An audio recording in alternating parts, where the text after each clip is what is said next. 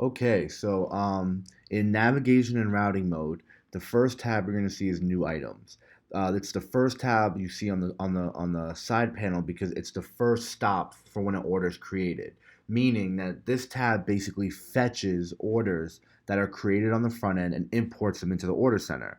So we can see here that these are all new orders that have come in that have not been seen yet by any of us or haven't been worked on. They kind of sit in the new items tab. They're waiting to be distributed into the workflow. So that's kind of it for the new orders tab. I'm going to kind of briefly explain the thumbnails and these buttons, and then we'll talk about the toolbar.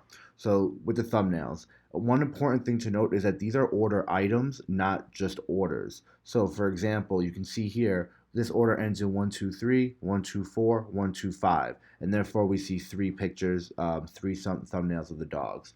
However, if this was order 123 had three items inside that order, which with three pictures, you would see each picture spread out, which is good because that shows us here that there are seven pop arts that need to get done. Not, three orders, but really it's seven pop arts, which can kind of throw us off. So this whole order center kind of speaks in terms of items, not orders. It's not order specific, it's item specific.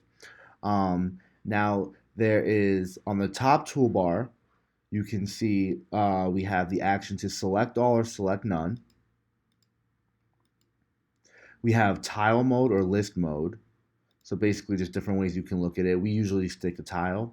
And then we have something called push to distribute. So this is saying, okay, we see it. Let's kind of put it into the workflow for us and get it and get the operations moving on these pictures. So right now we can't push to distribute right now because nothing's selected.